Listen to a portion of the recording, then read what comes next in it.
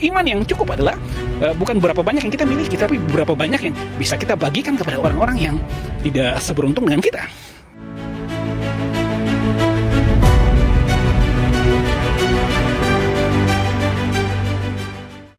Ada 3 mode Injil yang hari-hari ini dianut oleh sebagian besar gereja di Indonesia.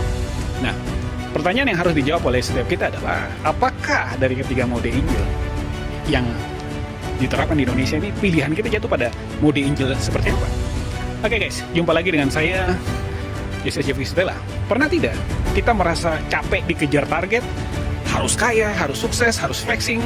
Nah, ini merupakan dilema iman kita, di mana media sosial di sekitar kita seringkali menawarkan teologi kemakmuran.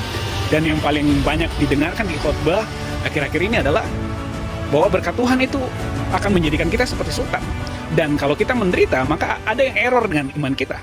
Nah, paham ini seringkali dikhotbahkan dan membuat kita sebagai manusia menjadi individualis dan mengumpulkan berkat yang begitu banyak untuk prestis, bukan hanya iman kita, tetapi prestis untuk kesuksesan kita. Nah, di sisi lain ada yang ekstrim, berseberangan dengan teologi yang tadi saya katakan, yang mengajarkan tentang bagaimana untuk kita menjadi seorang yang dekat dengan Tuhan, maka kita harus ada dalam penderitaan, memikul salib, dan dengan demikian baru kita bisa dikatakan sebagai orang yang hidup dalam kekudusan. Lalu pertanyaannya adalah, di manakah Injil Yesus yang sejati, yang real? Tuhan menawarkan yang paling keren di antara kedua teologi tadi, teologi kemakmuran dan teologi penderitaan.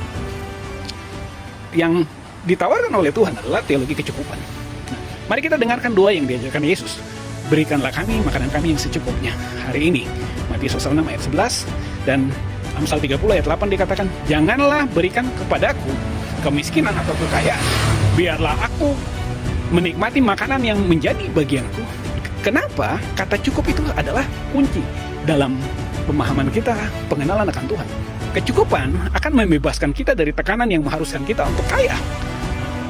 Jadi kita bisa merasakan peace, kita akan merasakan kedamaian dan tidak iri dengan pencapaian orang lain.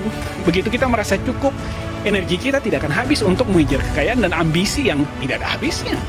Nah, energi yang kita pakai untuk melihat seruan pembebasan di dalam Lukas pasal 4 ayat 18, mencari keadilan dan memberikan support kepada yang lemah dan berjuang bersama saudara yang tertindas. Tuhan mau kita itu hidup dalam kecukupan, supaya kita bisa peduli dan kita tidak menimbun tetapi bisa berbagi dengan orang lain. Jadi iman yang cukup adalah bukan berapa banyak yang kita miliki, tapi berapa banyak yang bisa kita bagikan kepada orang-orang yang tidak seberuntung dengan kita.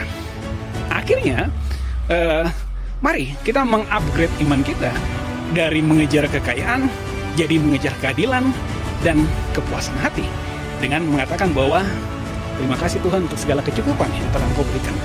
Jadi menurut Bapak Ibu yang menyaksikan renungan ini, apakah kita sudah pantas dan sudah layak untuk mengatakan terima kasih Tuhan untuk kecukupan yang Engkau berikan? Kiranya renungan ini memberikan kita pemahaman yang benar antara teologi kemakmuran, teologi penderitaan, dan yang Tuhan tawarkan, teologi kecukupan. Tuhan memberkati.